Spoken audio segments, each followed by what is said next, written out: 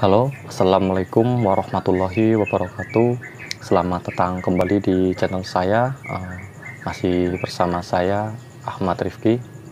Eh, Pada kesempatan kali ini saya akan berbagi ilmu kembali seperti biasa.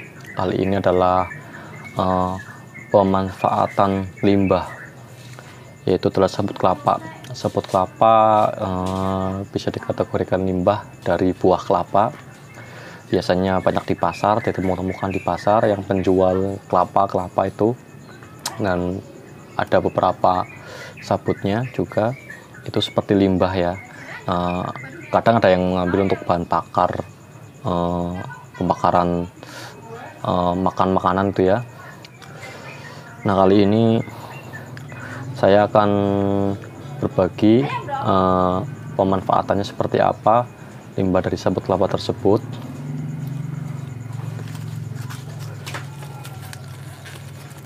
Kebetulan di tempat saya rumah saya ya, ibu saya sendiri itu sering menggunakan kelapa untuk menjadi bahan santan, hampir setiap hari menggunakannya. Dan sabut kelapa ini adalah limbahnya. Biasanya untuk pembakaran di tungku masak. Kebetulan tempat saya masih ada tungku masak. Saya kasih lihat. Kalau orang sini bilang, kalau saya bilang itu pawon, orang Jawa bilang itu pawon. Jadi sebagian buat dibakar, ya sebagian bisa saya olah untuk tanaman, manfaatnya untuk tanaman. Caranya bagaimana? Satu potongan sabut kelapa ini saya bagi dua. Saya ambil bagian serabutnya, yang ada seratnya ini saya ambil, yang ada kulitnya ini saya pisahkan jadi seperti ini. Menjadi dua. Nanti kedua ini akan saya potong ataupun utuh. Jadi kalau saya satu ukurannya kita sesuaikan untuk kebutuhan kita. Kalau memang untuk tanaman langsung di tanah atau di polybag atau di planter bag yang besar, biasanya tidak saya potong karena ya hemat tenaga dan waktu. Tapi kalaupun mau dipotong ukuran-ukuran kecil, bisa sesuaikan. Misalkan untuk polybag kecil kita potong mungkin ukuran 5 cm ya. Yang di sini saya sudah ada yang saya potong-potong dengan ukuran yang saya inginkan. Nah, ini tadi bagian yang kulit ya, tetap masih ada seratnya, cuman karena keras nantinya ini saya gunakan, kalau yang ini nanti saya gunakan untuk di tanah buat pencampuran polybag atau buat lapisan paling bawah di planter bag atau polybag. Jadi buat aerasi drainase di polybag tersebut. Jadi ketika air kita menyiram ke polybag, gampang terbuang, jadi nggak terlalu jenuh di dalam, cepat larut, cepat hanyut airnya, cepat mengalir. Dan yang bagian dalam ini nantinya akan saya potong jadi dua ataupun saya belah-belah kecil seperti serabutnya ini. Saya akan ambil, bisa dimanfaatkan untuk sama seperti ini ataupun buat tambahan di media tanamnya biar lebih poros dan menyerap air ya, karena sifat dari serabut kelapa ini kuat menyimpan air, kuat menyimpan dan kuat menyerap air. Nah, sebagian ini juga bisa dicampurkan untuk saya biasa mencampur dengan kokopit. Kokopit ya sudah tahu, itu bahannya juga sama dari ini yang digiling. Nah, karena butir-butirannya hampir seperti ini, kokopit itu hampir seperti ini. Kadang saat turun cangkok,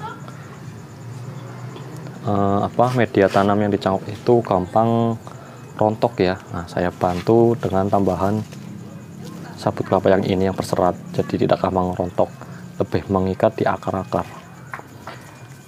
Dan untuk prosesnya, untuk sampai siap pakai, kalau saya pribadi biasanya mencuci dahulu. Sebenarnya kalau untuk ditanam di tanah tidak dicuci juga tidak masalah, cuman untuk mengurangi zat tanin tersebut, jadi kita mencegah. Nah, saya cuci keduanya ini. Di sini sudah ada yang sedang saya cuci. Nah, ini pencucian pertama, airnya cukup merah karena kepekatannya masih cukup banyak. Pertama, kedua biasanya masih merah, dan yang ketiga ini atau yang berapa kalinya warnanya sudah mulai agak bening airnya ya. Nah, agak bening. Jadi prosesnya dari yang pertama tadi itu kita potong-potong, saya rendam di air, biarkan 1 hari atau 2 hari, nanti akan keruh, buang airnya, isi lagi. Biasanya masih seperti ini, buang lagi. Nah, biasanya ketiga atau keempat kalinya udah mulai seperti ini. Ini sudah keempat kalinya kalau nggak salah. Kita biarkan selama 2 hari atau 3 hari. Jadi kita bisa manfaatkan sabut kelapa ini. Mana ya, kemarin saya udah ada. Oke, ini yang sudah saya ada beberapa bagian. Ini yang sudah saya cuci, sudah saya ambil. Nah, ini bisa kita manfaatkan untuk tanaman. Sifatnya sangat bagus sekali, menyerap dan poros. Bahannya pun murah alias gratis kalau saya ya. Kalau teman-teman mungkin bisa memanfaatkan di tempat-tempat penjual kelapa atau di pasar-pasar, karena untuk kokopit sendiri di tempat saya itu cukup susah nyarinya ya. Adapun harganya cukup lumayan sih ya, bisa dibilang murah. 1 karung itu 20.000. Jadi di sini saya berbagi informasi mengenai limbah sabut kelapa tersebut. Kita olah jadikan media untuk tanaman atau untuk pendukung media tanam. Sebenarnya banyak cara untuk memanfaatkannya ya. Kita juga bisa untuk menyemai tanaman sayuran. Kalau di hidroponik itu kayak sayuran kangkung, bayam, sawi, sebagainya. Nah, diserat seperti ini saya kasih contoh. Nah, ini serat seperti ini ya. Diserat yang seperti ini kita bisa memberikannya di posisi sini. Nah, ini ada lubang-lubang kecil. Di sini kita masukkan biji, nanti akan gampang bercambah atau gampang untuk sprout, lebih mudah sproutnya, lebih mudah tumbuhnya, dan akarnya pun bagus di sini nanti akan keluar.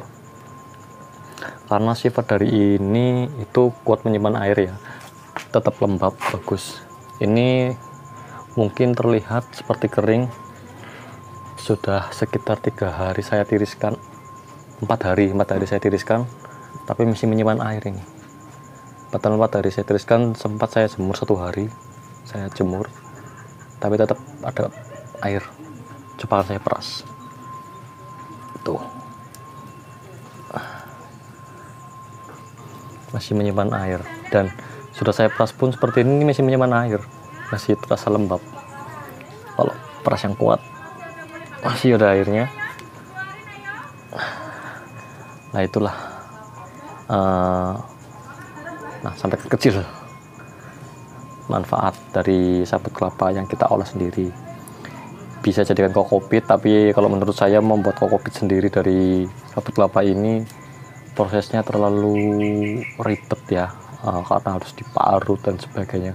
Karena di tempat penggilingan kokopit tersebut itu menggunakan alat penggilingan dengan seperti diparut. Jadi butir-butiran kecil dari ini akan rontok, sisanya adalah serat-seratnya yang dinamakan kokofiber dan kokopristal. Nah, kokopit tersebut yang serpuk. Nah, kalau saya beli Coco fibernya atau Coco Bristolnya tuh harganya lebih tinggi dari Coco Peat. Coco Peat saja sudah 20.000 per karung, kalau Coco fibernya lebih. Karena pemakaian cukup sedikit lah, misalnya tidak terlalu banyak, kita bisa membuat sendiri dengan cara kita potong-potong, tidak terlalu makan tenaga dan waktu. Mungkin bisa menyempatkannya di sela-sela waktu kita untuk membuat seperti ini. Oke, demikian video dari saya, semoga bermanfaat.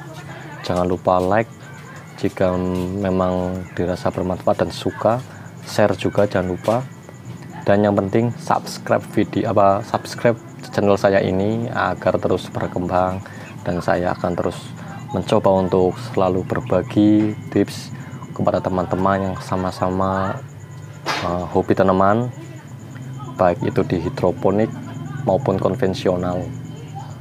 Oke, wassalamualaikum warahmatullahi wabarakatuh.